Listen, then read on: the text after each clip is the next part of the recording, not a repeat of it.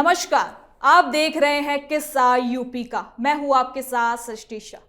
राम मंदिर के दान पात्रों से चोरी हुई रकम का सही अंदाजा लगाना करीब करीब नामुमकिन है। ऐसे में इस मामले में लगातार खुलासे होते जा रहे हैं। अब इस मामले पर निर्माण समिति के चेयरमैन निपेंद्र मिश्रा ने भी इसे कलंक बताते हुए कहा कि हम सब छोटा महसूस कर रहे हैं। एसआईटी की जांच में मैनेजमेंट की लापरवाही सामने आ रही है। दूसरी ओर अब सबकी नजर 22 जुलाई की ट्रस्ट की बैठक पर है, जहां एसआईटी की दूसरी रिपोर्ट पर अहम फैसले होने की संभावना है। लेकिन ऐसे में सवाल यह भी है कि क्या ट्रस्ट इस संकट को सुधार बना पाएगा, अवसर बना पाएगा या फिर नहीं।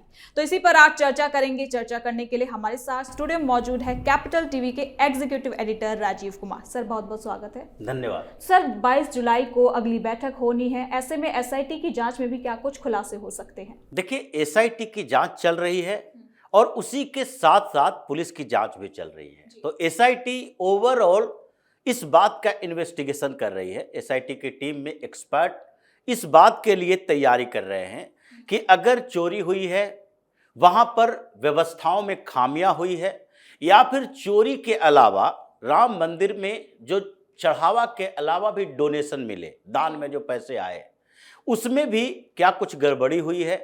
यानी कि पैसे आए, फंड में पैसे आने के बाद उसका इस्तेमाल हुआ, तो इस्तेमाल जब किया गया तो उस इस्तेमाल और फंड निकाले जाने के इस बीच में कोई गड़बड़ी हुई, या फिर जो इस्तेमाल किया गया कई आयोजनों में, उन आयोजनों में जो पैसे खर्च किए गए, उस पैसे खर्च किए जाने और एक्चुअल खर्च के बीच कुछ तालमेल नहीं है।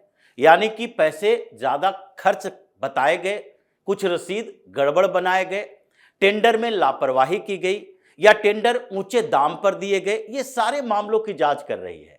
यानी एसआईटी की रिपोर्ट का मतलब है कि ओवरऑल राम मंदिर के निर्माण से लेकर अब तक जितने काम हुए, जितने पैसे आए, दान से, डोनेशन से, चढ़ावा से, ये जितने पैसे आए उसका मैनेजमेंट कैसे किया गया। क्योंकि ये दान की चोरी, चढ़ावा की चोरी और पूरे पैसे के मैनेजमेंट, ये दोनों में अंतर है। चढ़ावा चोरी में कितने पैसे की चोरी हुई इसके बारे में जानकारी मिल भी नहीं सकती है, क्योंकि वो काउंटिंग से पहले की रकम थी। जो काउंटिंग हुई उससे पहले उसमें चोरी की जा चुकी थी। अगर 10 लाख रुपए का एक दिन का चढ़ावा हुआ तो 10 लाख रुपए पता तब चला जब काउंटिंग की जा चुकी थी, और उसके बाद वो पूरा हिसाब किताब लिख दिया गया, बैंक में डिपॉजिट हुए, और उसके बाद ट्रस्ट को इसका इंफॉर्मेशन दिया गया कि इस दिन, इस तारीख को इतने बजे काउंटिंग की गई और पूरे दिन के चढ़ावा में इतना पैसा आया और इतने कुछ और दूसरे आइटम्स आए, ज्वेलरी आई। ये सारी जानकारी तब होगी जबकि काउंटिंग कर लिया जाएगा। और लेकिन उससे पहले काउंटिंग जब शुरू हुआ और उसके बीच में ही अगर 10 लाख रुपया दिखाया गया, उससे पहले 2 लाख रुपए की चोरी हो गई, तो आप कैसे पता करोगे कि कितने की चोरी हुई, एक्चुअल काउंटिंग कितने पैसे की हुई। काउंटिंग के बाद की चोरी होती तो पता चलता कि 10 लाख रुपए काउंटिंग में आया था और अभी 8 लाख रुपए ही है, तो 2 लाख की चोरी हुई है। उससे पहले कितने पैसे का गबन किया गया, चोरी कर ली गई, इसके बारे में जानकारी तो नहीं मिल सकती। लेकिन यह तो पता चल सकता है कि जितने लोग काउंटिंग में शामिल थे, जो अब तक गिरफ्तार किए गए हैं, कुछ लोगों के ऊपर शक है जिसे मंदिर से बाहर निकाल दिया गया। यानी कि 23 कर्मचारियों की बात की जा रही है। जो कर्मचारी वो थे जिन्हें कभी कभी काउंटिंग की ड्यूटी पर लगाया जाता था, वो अलग अलग विभागों में काम करते थे, उनसे इस्तीफा लेकर कहा गया है कि नहीं, आप भी बाहर जाओ। और अब जब इन लोगों के आय और खर्च, ये दोनों का आकलन किया जाएगा कि अगर लवकुश मिश्रा जो कि यहां काम कर रहा था, उससे पहले इसका प्रॉपर्टी डिक्लेरेशन क्या था, कितने पैसे इसके पास थे, कैश में कितने थे, या फिर कुछ प्रॉपर्टी कितनी थी, और राम मंदिर में काउंटिंग की ड्यूटी पर लगने के बाद टिन्नू यादव की प्रॉपर्टी कितनी बढ़ी, इन लोगों के पास कहां से इतने पैसे आ गए, क्योंकि सैलरी तो 20,000, 22,000, 18,000 थी। तो उस आय से ज्यादा संपत्ति जो होगी उसका ब्यौरा तैयार किया जाएगा। और इसीलिए यह कहा जा रहा है कि सामान्य जीवन जीने वाला एक व्यक्ति 20,000, 25,000 की इनकम में अगर कोई एक्स्ट्रा इन्वेस्टमेंट कर रहा है तो 2,000, 4,000, 5,000 का कर सकता है। ऐसा नहीं है कि लाखों की प्रॉपर्टी खरीद सकता है।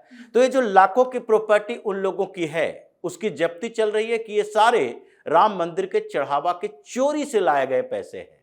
और अब पुलिस अपना जो इन्वेस्टिगेशन कर रही है उसमें एक जो कहा जा सकता है कि फर्स्ट लेयर के इन्वेस्टिगेशन हो चुका है। सबसे पूछताछ की जा चुकी है, अलग अलग पूछताछ की जा चुकी है और उनके बयान को नोट किया जा चुका है। लेकिन अब नेक्स्ट लेवल का जो इन्वेस्टिगेशन होता है उसमें पुलिस वाले अब तैयारी कर रहे हैं इस बात की कि अगर किसी ने बयान दिया, किसी ने बात कही और दूसरे ने वेरीफाई नहीं किया, उसने कहा कि ये सामने वाला झूठ बोल रहा है, तो इसका उपाय क्या है? इसका उपाय तो यही है कि अब दोनों को आमने सामने लाकर पूछताछ कराई जाए। और इसीलिए टिन्नू यादव के भी कस्टडी की मांग की गई है कि हमें उसकी भी कस्टडी चाहिए और श्रीवास्तव की कस्टडी की मांग भी की गई है कि इन दोनों को पहले हम आमने सामने करना चाहते हैं। एक बैंक का स्टाफ है, एक राम मंदिर परिसर में काम करने वाला है, काउंटिंग में शामिल था, तो एक चोरी करने वाला है, दूसरा उसे बैंक तक पहुंचाने की ड्यूटी में है, बीच में भी कुछ कर सकता है।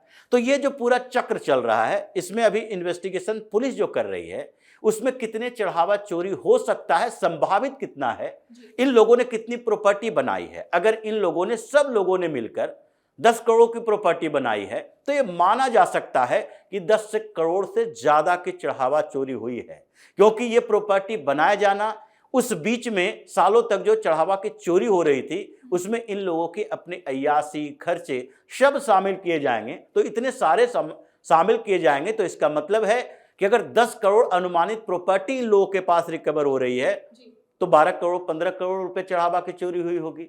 तो अभी पुलिस का इन्वेस्टिगेशन इस बात के लिए है कि इन लोगों के अलावा और कौन कौन शामिल हो सकता है, इन लोगों के अलावा ट्रस्ट के कौन से बड़े चेहरे हैं, उनकी भूमिका संदिग्ध बताई जा सकती है। और अगर ये चढ़ावा चोरी का मामला इन्हीं लोगों तक सीमित रहा, यानी जिन्हें गिरफ्तार किया गया है, पुलिस को अंतिम समय तक इतना ही सुराग मिला कि ये ऑर्गेनाइज तरीके से तो किया जा रहा था, लेकिन ऑर्गेनाइज तरीके से किए जाने में जो इन लोगों ने संगठन बनाया उसमें बड़े लोगों की भूमिका नहीं थी। ये आपस में सफाई कर्मचारी है उसके साथ मिलजुल लिया, ये काउंटिंग में जो सब लोग शामिल हैं उसके साथ मिल लिया, या फिर कोई दूसरे लोग जो दूसरे काम में लगे हुए हैं उन लोगों ने इसे देख लिया कि ये चोरी करके जा रहा है, उसे भी शामिल कर लिया। शक इसी बात को लेकर है कि पहले चढ़ावा की चोरी जो होती थी वो 100, 200, 500 तक सीमित थी। 500 रुपया, 200 रुपया, ये जो रकम गिनी जा रही है उसमें से इन लोगों ने 1-2 नोट गायब कर लिए। इनकी महत्वाकांक्षा बढ़ती गई, लालच बढ़ता गया, इनको लगने लगा कि 2 नोट अगर ले जा सकते हैं तो 10 नोट भी ले जा सकते हैं, फिर 200 नोट भी ले जा सकते हैं। उसके लिए तरीके अपनाए जाने लगे, कहां कहां छिपाया जा सकता है। तो इसमें शामिल होने वालों की संख्या बढ़ती गई और इसलिए पुलिस उन सारे लोगों को पकड़ने की कोशिश कर रही है जो डायरेक्ट या इनडायरेक्ट, यानी कि काउंटिंग में जो शामिल है, या फिर पैसे छिपाने में जो शामिल है, या फिर उस परिसर से पैसा ले जाने में शामिल है, या फिर बाहर में कोई लोग है जो इनके पैसों को छिपाने के लिए रास्ता दिखा रहा है। तो उन सब लोगों तक पुलिस पहुंच रही है। दूसरी तरफ एसआईटी की जांच, उनका मानना है कि प्राथमिक तौर पर तो हमने मान लिया कि कमियां हैं। कमियां किस वजह से है? क्योंकि ध्यान नहीं दिया गया, ध्यान सर्विलांस पर नहीं दिया गया, ड्रेस कोड नहीं बनाए गए, बिना पैकेट वाले कपड़े पहनकर जाना था, स्लीपर पहनकर ले जाना था। क्योंकि जिस तरीके से एग्जामिनेशन होते हैं, नीट के एग्जाम में कई सवाल उठाए गए कि नहीं, शुरुआती दौर में जिस तरीके से चीट पुर्जा, ब्लूटूथ से सवालों का जवाब देना, ये सारे समस्याएं जब एक एक करके सामने आई तो फिर एग्जामिनेशन कंडक्ट करने का तरीका बदला गया कि नहीं, आप हाफ स्लीव के शर्ट पहन सकते हैं, आप बिना पैकेट वाले पहन सकते हैं, मफलर नहीं ले जा सकते, आप जूता पहन कर नहीं जा सकते हैं, आप स्लीपर पहन कर जाएं। ये सारी व्यवस्थाएं, सिक्योरिटी की जो व्यवस्थाएं थी एग्जामिनेशन में किए गए, उसी तरीके से यहाँ पर भी है कि जो जो तरीके इन लोगों ने डेवलप किए चोरी करने के, पहले उन तरीकों को उजागर करो, फिर उसके बाद उसमें क्या क्या सुधार किया जा सकता है उसके ऊपर चर्चा करो। तो एसआईटी का अंतिम उद्देश्य यही है कि राम मंदिर के निर्माण से लेकर अब तक जो मैनेजमेंट की खामियां रही, या फिर वो लोग जो मैनेजमेंट में शामिल थे उन्होंने ध्यान नहीं दिया, उन्हें लगता होगा कि सामान्य तरीके से चल रहे हैं, इसमें कौन सा पाप का भागीदार बनने वाला है। अगर उनके अति विश्वास के कारण ये समस्याएं पैदा हो गई तो उन समस्याओं को खत्म किया जाए। इसीलिए 22 जुलाई की बैठक होनी है और तब तक एसआईटी की फाइनल रिपोर्ट आएगी। फाइनल रिपोर्ट आने का मतलब है कि पूरे मैनेजमेंट की कमियों को उजागर किया जाएगा, फिर उस फाइनल रिपोर्ट को बाहर में बताया जाएगा। जो बार बार सवाल उठ रहे हैं, पॉलिटिकली भी सवाल उठ रहे हैं, एसआईटी ने इसे बचाने की कोशिश की, उसे बचाने की कोशिश की, पूरे मामले को ढकने की कोशिश की, ये पूरी एसआईटी की रिपोर्ट सबके सामने होगा, पब्लिक हो जाएगा। क्योंकि प्राइमरी रिपोर्ट को इसलिए पूरी तरह से पब्लिक नहीं किया गया, उसमें कुछ संशय थे। ये हो सकता है कि आगे चलकर ये लगे कि नहीं, यहां पर समस्या नहीं थी, हमने प्राइमरी स्तर पर ये समस्याएं तो देखी, लेकिन ये समस्याएं उस लेवल की थी नहीं। तो इसलिए फाइनल रिपोर्ट का इंतजार किया जा रहा है मैनेजमेंट को बदलाव के लिए। कई ट्रस्ट के लोग उसके बाद भी, क्योंकि फाइनल रिपोर्ट आने का मतलब है कि हो सकता है मैनेजमेंट में बैठे दूसरे लोगों पर भी उंगली उठाई जाए कि आपकी भी लापरवाही है, उन लोगों का इस्तीफा हो सकता है, मैनेजमेंट को चेंज करने की कोशिश की जा सकती है, सरकारी अधिकारी या एक्सपर्ट के उसमें इंक्लूजन हो सकता है, यानी शामिल की जा सकते हैं। तो ऐसी स्थितियों में देखा जा रहा है कि राम मंदिर में चढ़ावा चोरी का मुद्दा उठा, सेंटिमेंट आहत हुए, भावनाएं आहत हुई है, लेकिन यह नहीं कहा जा सकता है कि यह बहुत बड़ा कलंक है हमारे सिर पर।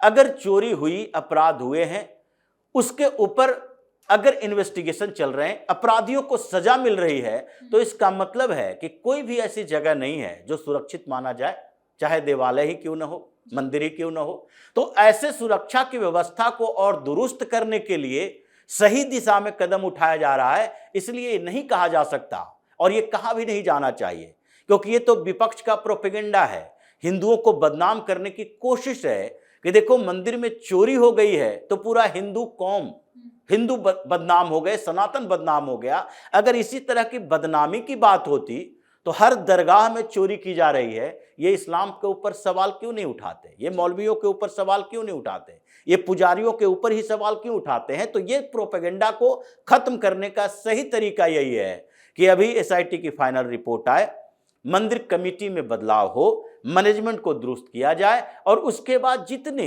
ये चोरी में शामिल लोग हैं उसकी सजा की व्यवस्था तो पहले ही हो चुकी है, उन्हें सीधे सजा देने के लिए रिपोर्ट आए, चार्जशीट आए पुलिस की तरफ से, और उसके बाद ये मुद्दा अपने आप से खत्म हो जाएगा। जी बहुत बहुत धन्यवाद सर इन तमाम जानकारियों के लिए। धन्यवाद। कुल मिलाकर 22 जुलाई की बैठक में ट्रस्ट को सख्त सुधार लागू करने होंगे। ऐसे में जरूरी ये भी है कि आरोपियों पर कार्रवाई के साथ साथ मंदिर प्रबंधन को इतना मजबूत बनाया जाए कि भविष्य में ऐसी गलती करने से पहले हर कोई एक बार कार्रवाई को जरूर याद करे। तो अब आपकी इस बारे में क्या कुछ राय है, हमें कमेंट सेक्शन में जरूर बताएं। धन्यवाद।